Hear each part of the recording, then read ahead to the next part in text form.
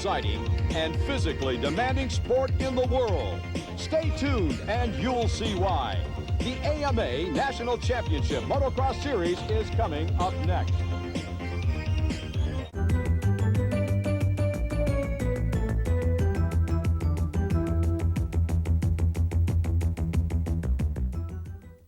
Hello everyone, I'm Larry Myers. Welcome to Red Bud Track and Trail, Buchanan, Michigan. It's round 4 of the AMA National Championship Motocross Series. We're looking forward to some red-hot action here today, and if history repeats itself, well, we're going to see it. But first, let's take a look at the action from round 3 in Mount Morris, Pennsylvania. This is the first moto in the 125 class. That young man from Fenton, Michigan, Brian Swink, rider number 42, was the hero. In fact, he enjoyed that status all day long as Swink won both motos. Guy Cooper, the defending champ, took a pair of spills just like that one. That was in moto number 1. Cooper was all right, but he was out of competition, pushed himself way to the back part of the pack. He was chasing Brian Swink for the lead. No avail. Brian Swink went on to take the win. 250 action. Damon Bradshaw, rider number 11. Jeff Stanton takes over the lead here in moto number 1. Bradshaw comes right back at him. The two of them pounded each other all day long. Bradshaw went on to take the win in the first moto, with Stanton settling for the runner-up spot. Back to the 125 class, second moto, and again it was Brian Swink, as we told you at the outset. Swink this time was chased by Mike Kidrowski, another one of the veterans and former national champs in the circuit. Kidrowski could do no better than Cooper. He ended up in the number 2 position. Here we go, moto number 2 in the 250 class. Same two riders, Bradshaw and Stanton going at it. This time Stanton came out on top, and both he and Bradshaw picked up points on bail. Here's the 125 class. Swink, the overall winner on the day. He leads that series 101 to 88. Mike Kidrowski is in that position. Cooper running third. Here's the 250 standings. Jean-Michel Bayle. That lead is shrinking, 107 to 94. That's what Stanton has. Bradshaw has 85. They're both looking to do just a little bit more damage to Jean-Michel Bayle's points lead here at Red Bud. And that's the way it went at Mount Morris, Pennsylvania. Jean-Michel Bayle losing some points in that championship chase. Now with me, Bob Hurricane Hanna. Now this guy understands what motocross is all about. Certainly the most famous, and I would have to say best motocrosser in the history of American motocross. Bob, let's talk quickly about Jean-Michel Bayle's situation. Had a huge point lead going into Mount Morris, but it looked like he was happy to set back and take the thirds and the fifths and so on, while Bradshaw and Stanton were out there working for the points. How do you see that affecting the rest of the series? Well, I think Jean-Michel Bayle's a smart rider, and he's always thinking. So if he's not feeling good that day, or the other guys are really riding good that day, I think he backs off and thinks about the whole series. He's looking at it from a long run. The championship is more important than an individual win. Right, just as he did in the Supercross series. On his bad days, he rode thirds and fourths, and on his good days, he was 20 seconds out front. And in the Supercross series, it paid off, as Bayle has already won that championship. Let's talk a little bit about Red Bud Track and Trail, the track that in your career, you won here 4 occasions. Now, we're looking at suspect weather. It could rain today, maybe it won't. What kind of a race will we see if it's dry? Let's start with that. Well, as you know, it can be dry and dusty and very hard packed and very slippery and very hard to come from the back. Today, we've had a couple hours of rain this morning, and it could rain more and later in the day. If we do get the rain, it's a rider's track, a Michigan rider's track, and a Jeff Stanton or any Michigan local rider could really do well today. That requires a lot of strength and a lot of savvy and know-how, and those guys understand that kind of situation. That's right. California riders, as I know very well, aren't that good of mud riders, and Florida riders are good sand riders. Michigan riders are good mud riders, and they know it, and they welcome that rain. Okay, now with the rain going away, we could be left with a very humid situation, very hot here at Red Bud, and that could affect the racing. Bayle doesn't like it when it gets that nasty and gnarly hot, and Stanton does. I think it's a trainer's race then, and Jeff Stanton is about a 7-day-a-week trainer, and that's going to be in his advantage. The hotter it gets, the better the performance out of Jeff Stanton will be today. Well, no matter how you cut it, we're looking at some outstanding racing here at Red Bud Track and Trail. It's going to be spectacular. Stay with us. We're going to have that race action when we come back. Round 4 of the AMA National Championship Motocross Series. Now, we'll be running 4 separate motos today, or 4 individual races. 2 in the 125 class, 2 in the 250 class. They will be scored separately. Combine the points and we come up with overall winners. Skies are threatening here at Buchanan. Could have rain before this first moto gets underway. Let's go to Bob Hanna, who is in the pits. Thank you, Larry. And in the pits, the big question is today, is it going to continue raining or turn to sun? And here with us is Mitch Payton of the Peak Pro Circuit Honda team. And how's your team going to looking today? Well, it depends whether it rains or not. The only thing we really have to worry about is just tire selection and a little bit of jetting changes. And, you know, I guess everybody's in the same boat. And I think it's going to clear up, so it should be a good day. Thank you, Mitch, and I might add that at Red Bud Track and Trail, it's hard to have a bad day. This is one of the premier facilities in the United States for motocross. The card is up. It's going to go sideways. The gate is going to drop any second, and we'll be underway with moto number 1 in the 125 class, and there they go. 40 riders headed for the first corner. There's room for maybe 6 or 7 in that corner. Most of them make it through. In fact, it looks like they all made it through. A good start. And round 1 of the 125 class at Red Bud Track and Trail is underway with Jeff Emig, rider number 18, showing the rest of the field the short way around this Red Bud track. As they flashed on that big long jump, they call that the ski jump here. It was Jeremy McGrath, number 125, holding down the number 2 position. And there's the veteran, Eric Kehoe, rider number 33. He's in third. And I believe that was rider number 4 on the Kawasaki, Mike Kiedrowski, the 1989 125 champ. So this field is mixed with veterans and youngsters. We got a pair of youngsters out front. Jeff Emig, number 18, aboard the Yamaha, holding down the number 1 spot, and Emig nails that double. He'll make a horseshoe right-hand turn. McGrath is watching his lines for the number 2 position, and here comes that long uphill double jump. That is one of the more spectacular parts of any motocross track. They really get the air, the distance on that one. Now Emig heads toward this part of the track. He'll make this left-hander. It's an uphill with a sweeping right-hand U-turn at the top of it. They call it the Le Mans curve. And here comes Emig being pushed by McGrath. McGrath tried to get a wheel on the inside, and Emig goes down. Emig got a little bit high and squirrely in the middle of Le Mans corner, and he went down. Emig just lost the wheels of the motorcycle. He slid out from underneath it. The bike came over on top of him, and that's some 20, 22, 23. Emig is going to be well back in the pack by the time he picks himself up to get back into this one. Meanwhile, McGrath takes over the lead. That's Mike Kiedrowski holding down the number 2 position. Running in the number 3 spot now is Eric Kehoe, the veteran, rider number 33. Let's go back and take another look at Emig. Here he comes up into that sweeper, and he just loses the wheels. It's a little bit slick up there in the marbles. It's kind of dry.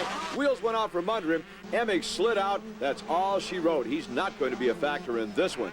Meanwhile, the factors are up front. It's Jeremy McGrath of that Pro Circuit 125cc machine, and right behind him comes Mike Kiedrowski, the 1989 champ, and there's Eric Kehoe, former factory rider, now turned privateer. In fact, we had thought early in the season that Kehoe probably was going to retire, but Kehoe says, hey, I'm having fun. I just want to go out and do a little bit of riding. And he's been doing a lot of riding as he's figured in the results of several of the motos since coming back and buying that Honda, turning into a privateer racer.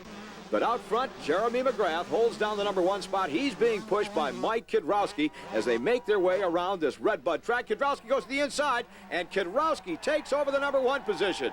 Mike Kiedrowski got the drive on the back section of the racetrack, and look at, here comes Eric Kehoe right behind him. Oh, the fans like that. I don't know if they're pulling for McGrath or Kehoe. They got their money's worth on that maneuver.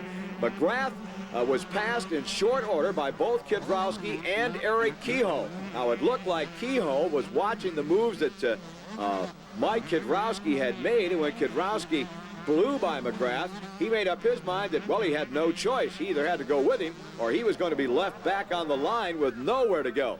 So he grabbed a handful of throttle, and he shot to the inside and went around Jeremy McGrath, and now he is in pursuit of Mike Kiedrowski for the number 1 position here in Moto number 1 at Red Bud. Meanwhile, Guy Cooper back in the pack. Cooper has been working his way forward. Did not get a good start. Cooper running now about in the number 3 or 4 position. Let's make that about 4 or 5 position. We should see him make a move on the leaders any second if he is going to do anything at all this moto. Otherwise, Cooper is going to be out of it. He's going to lose a pile of points to Kiedrowski. Kiedrowski, rider number 4 on the Kawasaki. Right behind him, the privateer. Kiedrowski is a factory rider. The privateer right behind him, number 33, Eric Kehoe. And when you see a privateer chasing the factories, here comes Guy Cooper around the outside of McGrath. Did he get the job done? No, McGrath holds on to the line. Jeremy McGrath is in third. Cooper had worked up to 4th. Now he's challenging McGrath for that number 3 position. As I said earlier, not a good start on the part of our defending champ from Stillwater, Oklahoma, but he's made the most of it since The flag dropped, and he went through corner number 1, well back in the pack, I would say about midway. Here's Kidrowski again. Now, he has put a little distance between himself and Kehoe at this juncture of the race. Kehoe has a tendency to slack off, and there's Cooper. Cooper has made the pass now on Jeremy McGrath, and Cooper has taken over the number 3 position. I started to say that being a privateer, Eric Kehoe does not have the opportunity to devote the time to physical conditioning that the factory riders are allowed to devote. The factory riders have only that responsibility, keeping themselves in shape and getting to the races. A privateer has a lot more to think about. Getting to the races sometimes is a major problem. Looking for money, looking for a ride, and they just do not have the time to devote to the sport that the factory guys do. Meanwhile, Mike Kidrowski is showing why he deserves and has earned that factory ride. Rider number 4, a former 125 national champ, is starting to put distance between himself and the rest of the field.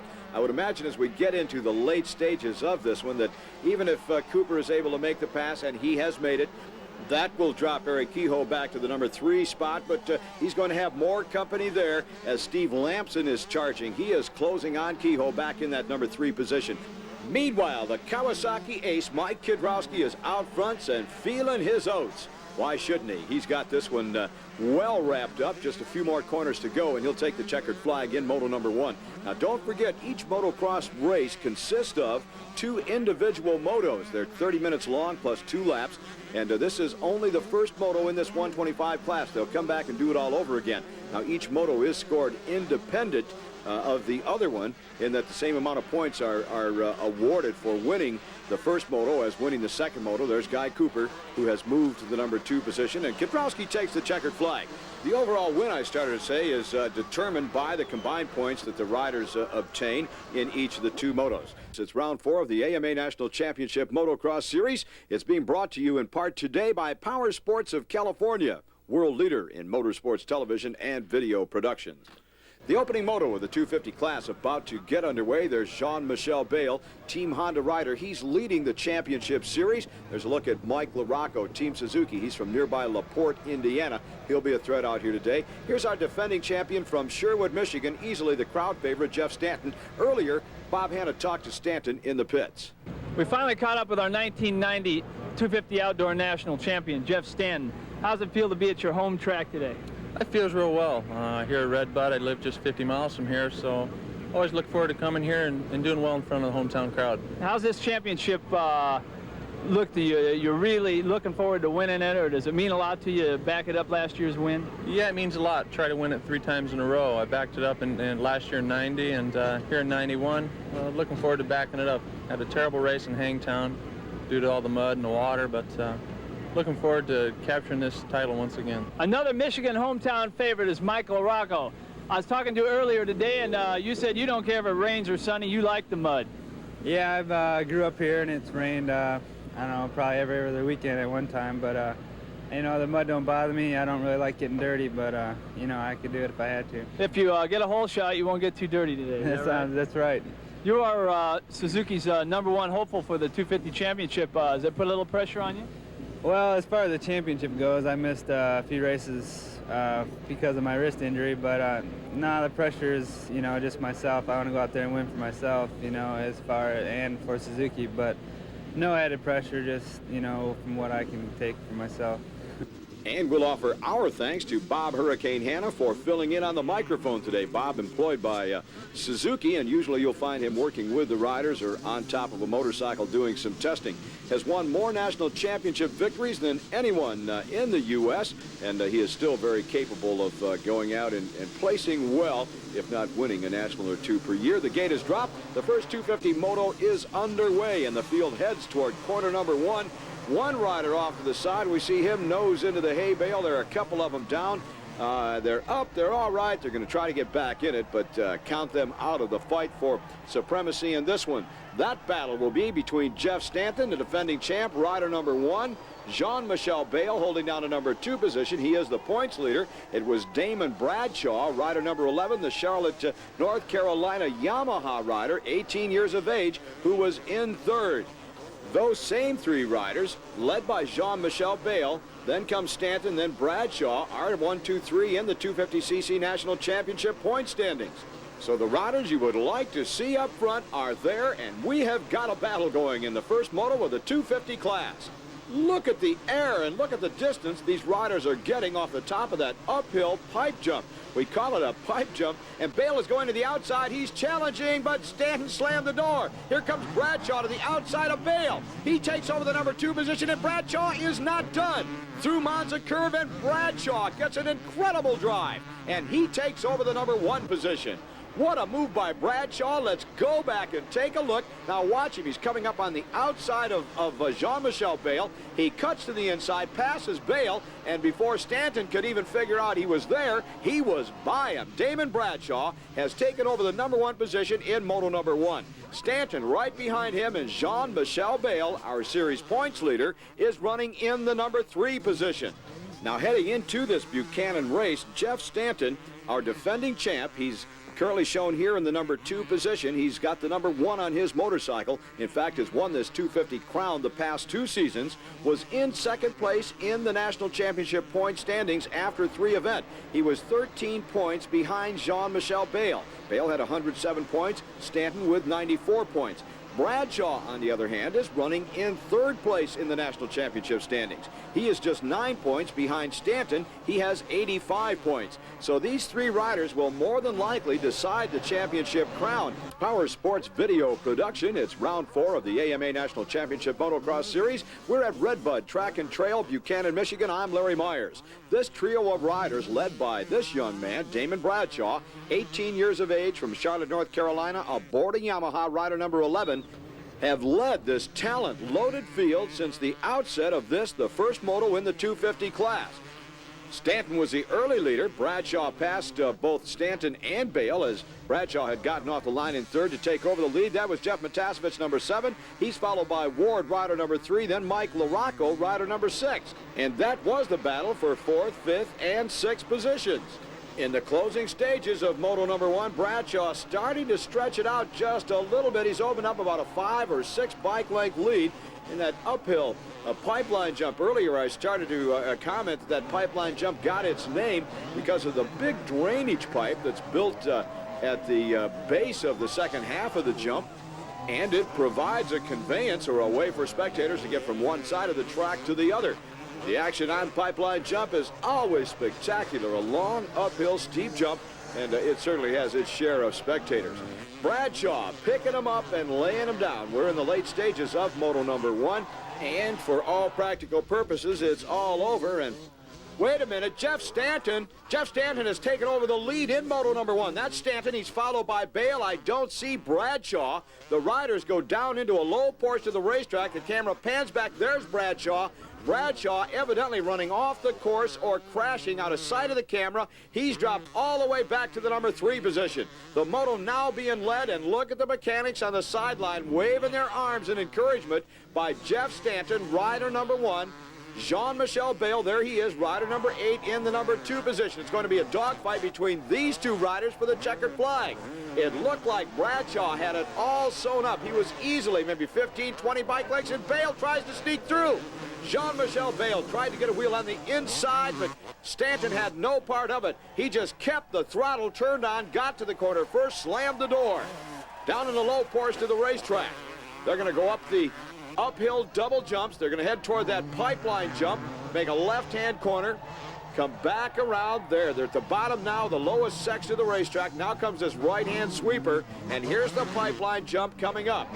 Right now, look at the air in the distance Stanton gets, and he opened up about a 10, maybe 15 bike length lead between himself and Bale. So Bale, who started a challenge as the riders now head toward Monza Curve, and we're in the final stages of moto number 1. Bale had started to challenge Stanton for the lead in this one, but Stanton just got on the gas, and here's Bradshaw well off the pace. I started to say, and LaRocco has problems. Mike LaRocco is running in the number 4 position, but he has problems with his motorcycle. Now, I don't know if that is steam from the radiator or if he has an oil leak of some kind, but LaRocco definitely blowing either smoke or steam off the back of the Suzuki. For LaRocco, survival is the name of the game. Now, here's Bradshaw still holding down 3rd. He's being pressured. There's Jeff Ward. He's in 4th. LaRocco then back in the number 5 position. Here's our leader, Stanton. Jean-Michel Bale running in 2nd. They'll win this one in a cakewalk. Way back is Damon Bradshaw, then Ward, then LaRocco, as we pointed out to you just a couple of seconds ago. I shouldn't be too hasty when I say that they'll win this in a cakewalk. We thought Bradshaw was going to run away with this one. He had things well in hand, and all of a sudden, bang, he was out of it, so anything could happen. It could happen to Stanton. It could happen to Bale. But Jeff Stanton now with about a 20, maybe 25 bike length lead over Bale, holding down the #1 position.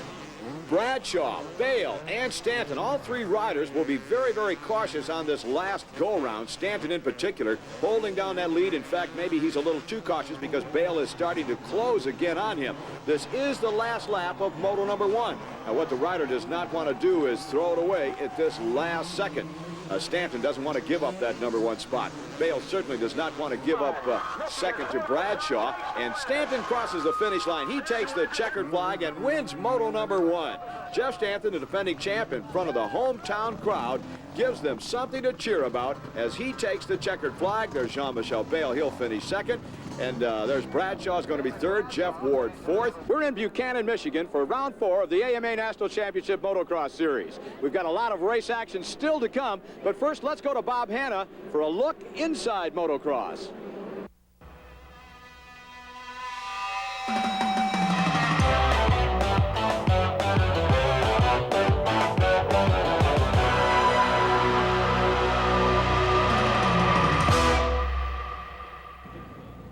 Hi, Bob Hanna here with another look at Inside American Motocross. Today we've got a special segment for you.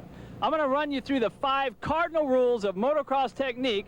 Then we're going to take a look at some national championship caliber riders who use them and some who don't. Everyone can have their own personal style, but there are 5 essential elements that everyone must master to be a national champion. The front brake's probably the second most important control on the bike after the throttle itself. Keeping your knees tight help you and the bike act as one piece. Never sit down until you're actually ready to turn the bike. Always look ahead. The faster you're going, the farther you have to look ahead. After turning, immediately get back on your foot pegs and back into the attack position. Now let's look at some of these techniques in action. Here's Jeff Stanton and Damon Bradshaw showing the importance of using the front brake. Jeff Stanton getting a little bit of the advantage, and Damon going back under him on the uphill corner and out-braking Jeff. In return, Jeff will start to try to pass him on the downhill, but Damon will come back in, brake hard, and go under Jeff in the bottom of the downhill, with Damon coming out with the advantage. Now in slow motion, you'll see how hard Stanton's braking here to get under Damon. Gets under him, uses a little bit of throttle control, now going up the uphill into the left-hander. Damon's going to regain the advantage.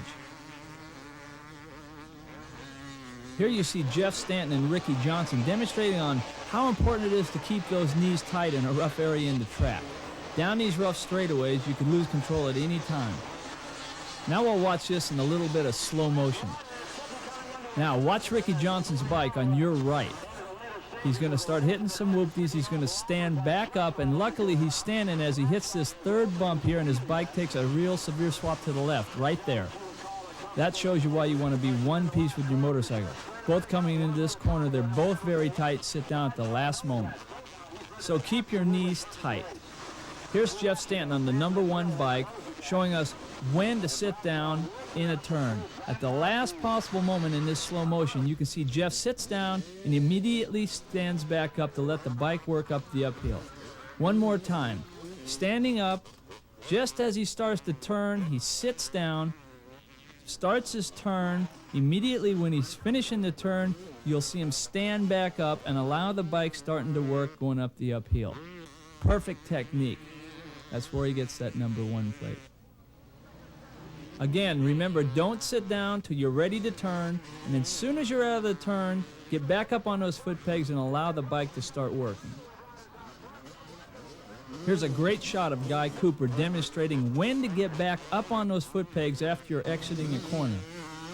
We'll watch a little bit of slow motion here and you'll see. Coming into the corner, hard on the brakes, sits down at the last moment, starts to turn the throttle on, get the bike working. He'll bring his foot back up on the foot pegs, get up off the seat, and allow the bike to start working. Now watch the bike work in slow motion. That's where he gets the drive to pass his next rider. That leads us to the next point. Jeff Emick going up and uphill, crashes here. The riders behind him in a blind corner, all doing a very good job of watching out for the next obstacle and missing the fallen rider. The faster you're going, the farther you have to look ahead.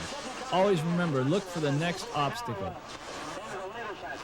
There's Guy Cooper one more time, only this time he's going to make a small mistake here and pay a big price. Cooper not getting back on the pegs as fast as he usually does there. Has one mistake, compounds into another mistake, and is really feeling the pressure. The true champion is, though, getting his composure back and finishing the race in the #1 spot and winning the national championship. As I well know, no matter how many years you ride or who you are, you have to stick with the basics. Motocross racing is one of the most physically demanding sports in the world. But as you've just seen, to keep up with the competition, you must have your brain in gear also. I'm Bob Hanna, and we'll see you next time on Inside Motocross. And we'll thank Bob Hurricane Hanna for that inside look at motocross. Still to come, the second motos in both the 125 and 250 classes here at Redbud Track and Trail, Buchanan, Michigan. It's round 4 of the National Championship Motocross Series, sanctioned by the AMA. I'm Larry Myers. Now, the opening motos in both the 125 and 250 classes have already been run.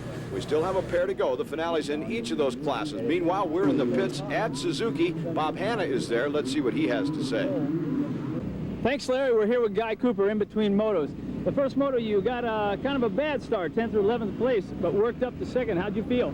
I felt pretty good. It wasn't as good a start as I wanted, and the track being a little bit different than it was in practice. We had some rain early in the morning, and the track was pretty rutted, and it turned out to be a really fast track, and I needed a little bit better start. When you got to second, you looked like you were cruising there for a while. Was there a little race strategy? Well, once I got into second, Mike Kudrowski was about 9 or 10 seconds in front of me with only 3 laps to go.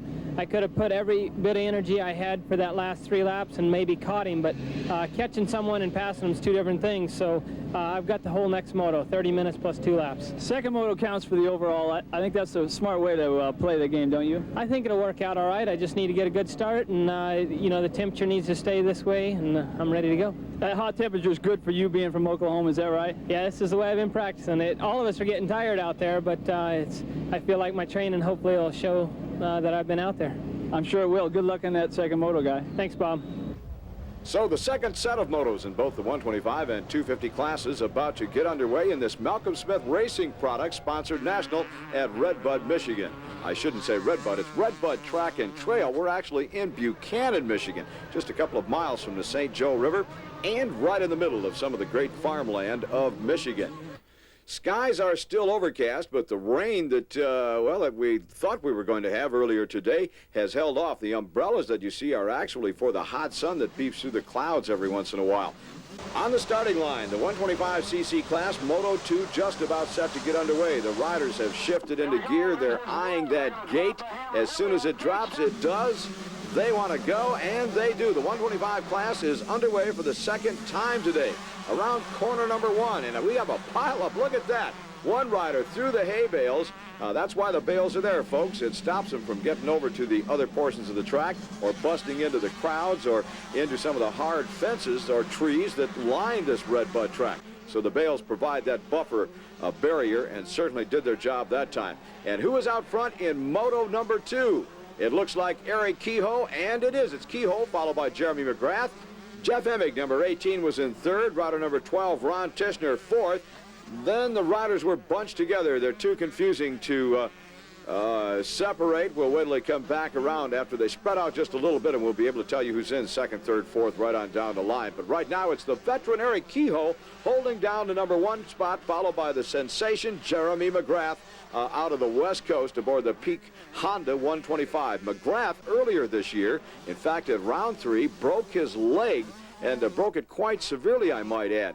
He spent the next several weeks in a doctor's office and was able to come back due to some intense therapy, come back in probably 1/4 of the time that a normal athlete would come back from an injury, and McGrath able to clinch the 125cc Western Supercross Championship, the Western region. There's Mike Kudrowski, rider number 4. He won Moto number 1.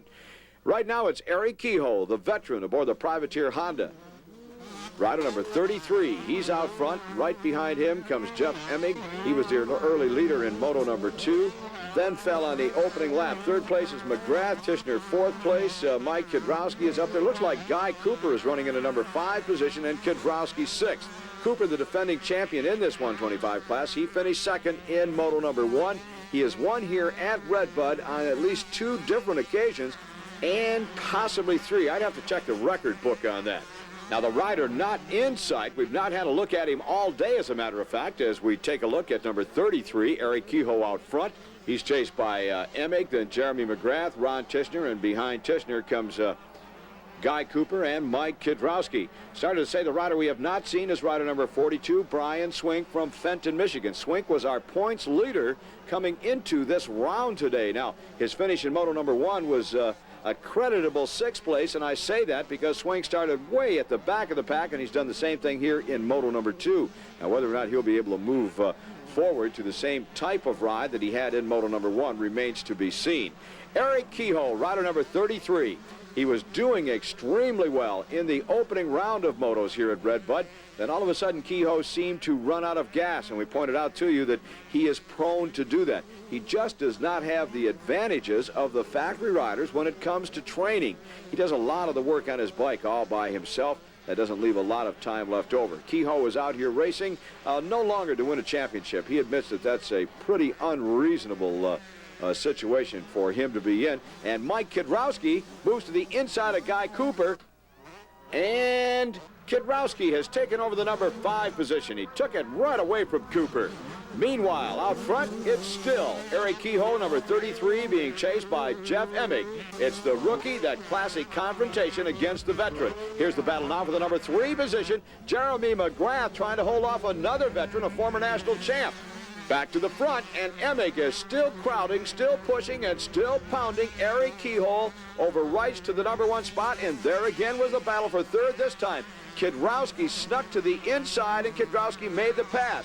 That'll give him 3rd. Let's put McGrath 4th. Guy Cooper will be in the number 5 position. Now Emig goes to the inside of Kehoe, and Emig finds some running room. Is it going to be enough? It looks like no, it's not going to be. Kehoe came back, slammed the door on Jeff Emig, and says, that's how we did it in the old days, son. So Emig went to school on that move. Let's see if he learned anything. He goes to the inside again. Oh, did he ever? That's called a block pass. You see it more commonly in Supercross than anywhere else. But Jeff Emig just applied it to Eric Kehoe. Let's go back and take another look, and you'll see what I mean, why they call it a block pass. And he got the job done. Now watch this.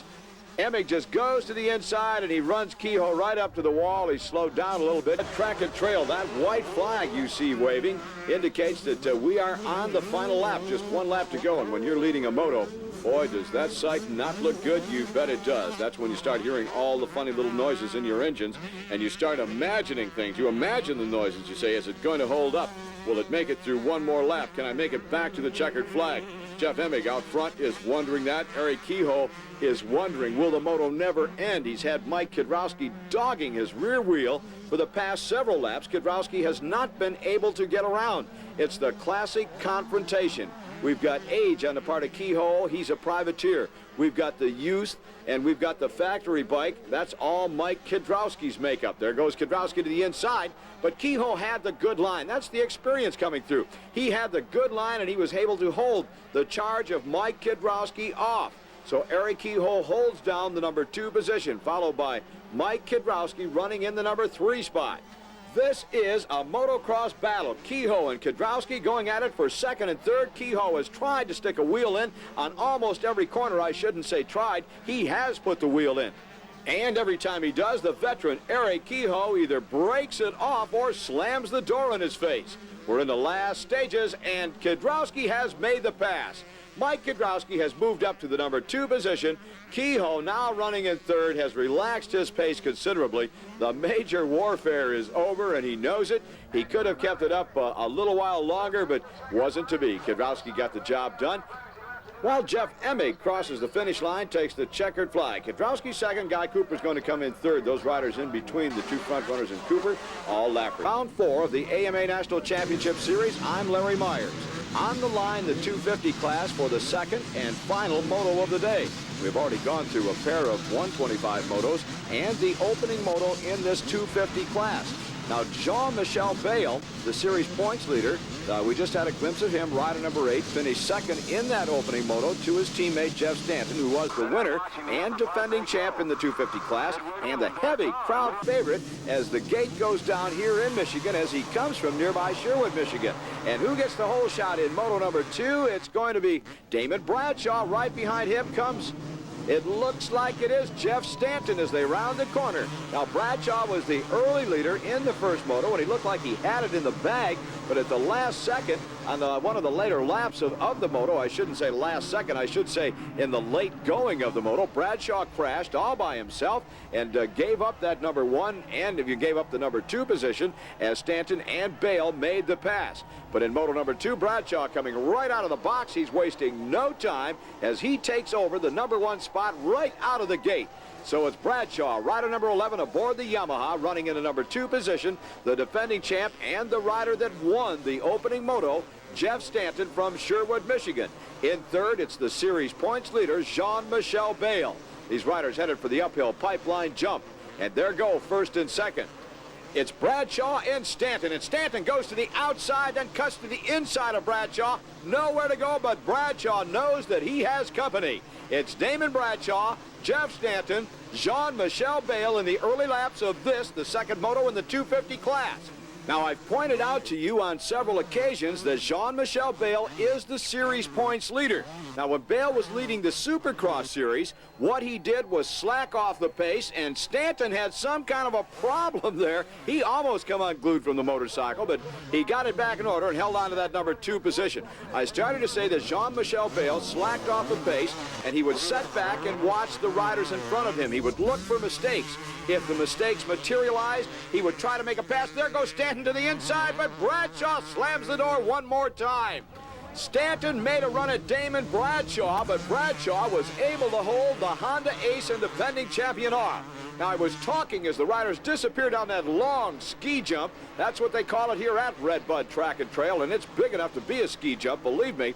I started to say that the tendency for Jean-Michel Bayle when he's in a situation like this is to play it smart. He's one of the smartest, most intelligent riders that you're going to find anywhere. And Bayle has a tendency to take a look at the situation and say, well, I've got this championship in the bag. What I'm going to do now is just watch the riders in front of me. And if they make the mistakes, fine, I'll take the pass if I can get it. If not, no problem. I'll sit back and take whatever points I can get. In the long run, he goes for the championship and not the individual race. One of the smartest, as I've said, most intelligent riders that you're going to find on any race circuit, any type of racing, Jean-Michel Bayle from France, already a world champion. He's done that 2 times in his career, 125 and 250, and now looking for U.S. titles. He said in the early going that he came to the United States to race. He gave up the world titles because in order to be a real world champion, in his opinion, it was necessary to beat the American riders. He's been able to do that quite consistently all season long. Mike LaRocco now has moved into the number 4 position. He was rider number 6. And Stanton has taken over the number 1 spot. He did that on that back portion of the track out of sight of our cameras. Jeff Stanton has taken over the number 1 position. Damon Bradshaw now running second. Jean-Michel Bayle third. And Mike LaRocco has started to close in the number 4 position. We've had lead changes. We've had close racing. You could throw a blanket over the front 3 on several occasions. We've had it all here at Red Bud, round 4 of the National Championship Series. Off the top of the big ski jump. One more time today. We're in the closing stages of moto number 2. Stanton holding down the number 1 position. Damon Bradshaw running in second.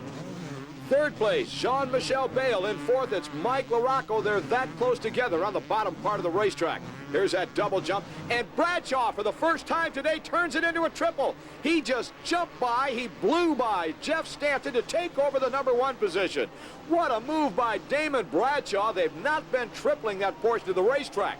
It's been a nice, comfortable double. They didn't feel they could really get the drive out of it to turn it into a triple, but Bradshaw more than got the drive. He more than got the job done as he takes over again the number 1 position here in moto number 2. Now, don't forget, moto number 1, Jeff Stanton won that one, Bradshaw finished in the number 3 position.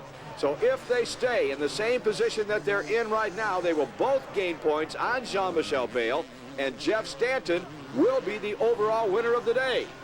The most important thing here is, though, both riders will gain additional points on Jean-Michel Bayle. Bradshaw, Stanton, and Bayle in that order. Now, Bayle's got this points lead by virtue of the fact that he finished that muddy race in Sacramento. It was round 2 of this championship series. Both Bradshaw and Stanton scored no points in that race. The two of them sat side by side in a mud hole, and all they could do was watch as Bayle put lap after lap after lap into the record book, finishing second in the moto, picking up 22 points while they scored 0. I might also point out that in the Supercross series that was completed just a month or so ago, these same 3 riders took that series down the wire with Jean-Michel Bayle winning it, Damon Bradshaw coming in second, and just a point or so behind Bradshaw was Jeff Stanton. That's the way that one rounded out, and that's the kind of battle we have shaping up here in this 250 National Championship class. Bradshaw, the early leader in moto number 1. Fell during the moto, had to drop back all the way to 3rd place. That gave Jeff Stanton, who had also led early on in that moto, that gave Stanton the lead, and Stanton held it to take the win. Jean-Michel Bayle finished in the number 2 position, and Stanton just made a mistake in the trees. Jeff Stanton on that uphill pipeline jump did not do that long uphill double. He came up short. Jean-Michel Bayle flew by Stanton, and that puts him into the number 2 position. Now, if it stays this way, that's going to give the overall win for the day to Damon Bradshaw, but more importantly, neither Bradshaw, as the checkered flag is going to come out, nor Stanton will gain the points on Bayle that they had hoped for. Bradshaw wins it.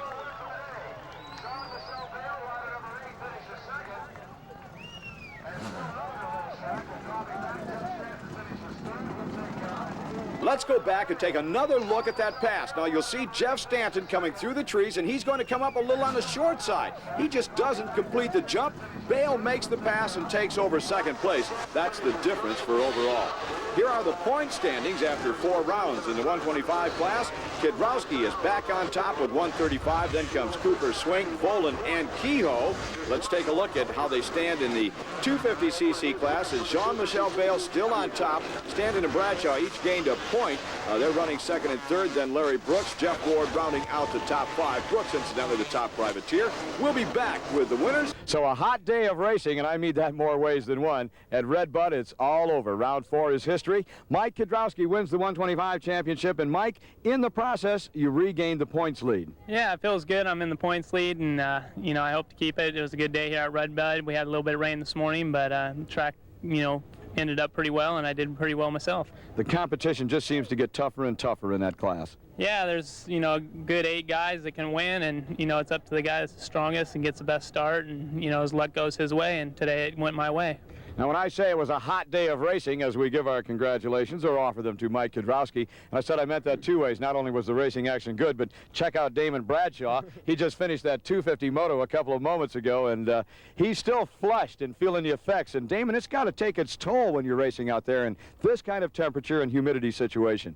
Yeah, it does, Larry. You know, I had to dig down deep today. You know, this is one of those kind of days when it's hot like that, and you just have to reach down and grab that, you know, extra effort. And, you know, I think when I was out there hurting, I think those other guys were hurting too, and I just kind of put that in my head. It was just an unbelievable day of racing, that second moto in the 250 class. It couldn't have been any better. You guys just pounded the track. You're all so even, and yet no mistakes. I don't know how you did it. Well, it's a tough race. You know, we're out there for 35 minutes. The start plays a big factor, and then also the last couple laps of the race. And, you know, it was a good race today. I think instead of there being 2 guys up there battling, there was 4 or 5 guys up there. So that made it more interesting for the fans. Championship, is it out of the picture for you? No, I don't think so. You know, I don't say it's a little early to be looking at it, but I'm not really looking at the championship. I'm just coming each race, racing each race, and just trying to pick up some points. Well, we're going to let you get back to the pits and cool down a little bit more. I can tell you need it. So, on behalf of our winners, Mike Kidrowski in the 125 class, Damon Bradshaw in the 250 class, I'm Larry Myers. We'll see you next time from Axton, Virginia, as the American Motorcyclist Association National Championship Motocross Series continues.